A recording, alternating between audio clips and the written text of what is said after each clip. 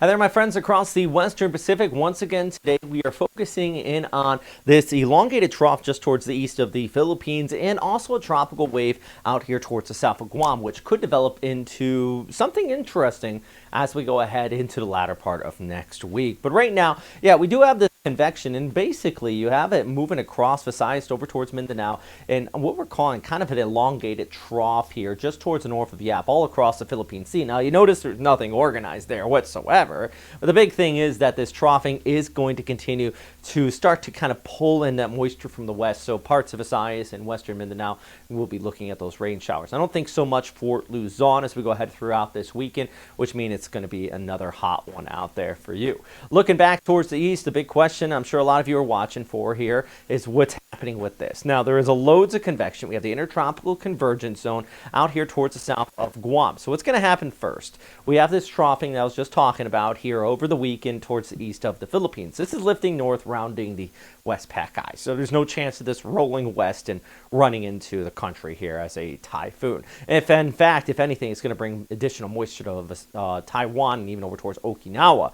Now, this is all pulling towards the north, but it is still pulling in that moisture from the west. But you still see kind of that elongated moisture flow all the way back there towards Guam, tapping into this convection associated with that tropical wave. So what could happen is we could see this tighten into the mid to latter part of next week and potentially something develop right in there by late week. Now, there's a lot of ifs, there's a lot of potentials still with this, but right now, definitely want to continue to keep an eye on the potential of this development and that moisture flow that's going to come in with it. For today, though, at least heading into our Monday, let's take a look at our flyover. 33 here in southern areas of Mindanao, Cebu at 30, Tacloban at 31. You still got those showers down towards the south, while the northern half of the country is looking at partly cloudy skies with overall generally dry. Yeah, there's an isolated shower or two mixed in there, but nothing that I'm too terribly at least worried about at this time as far as severe weather or anything like that.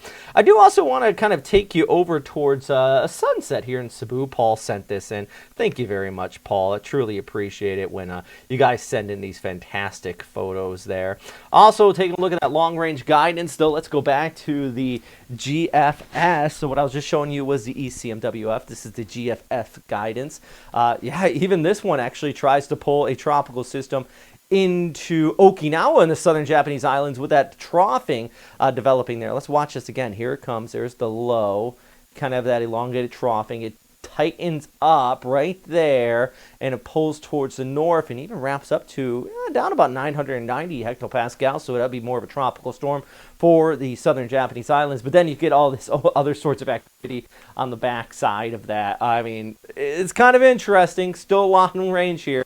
Still a lot to talk about. If anything, if we do get a tropical system there towards the west for the Philippines, it would just basically pull in an additional enhanced monsoonal flow coming in there. And the SpaghettiOs kind of all agree as well with GFS, at least, that this towards Taiwan or the southern Japanese islands into next week or next weekend. There's so many questions, though, guys.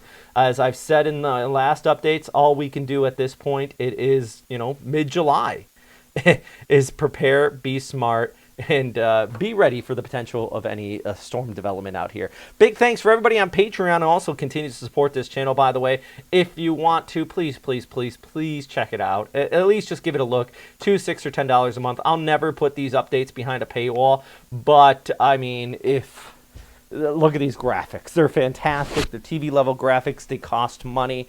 And the support we get so far really just allows us to do that. My goal is one day to kind of do this full time so we can put out more updates. But I can't do that unless either we get a lot more subscribers or you guys help on a Patreon.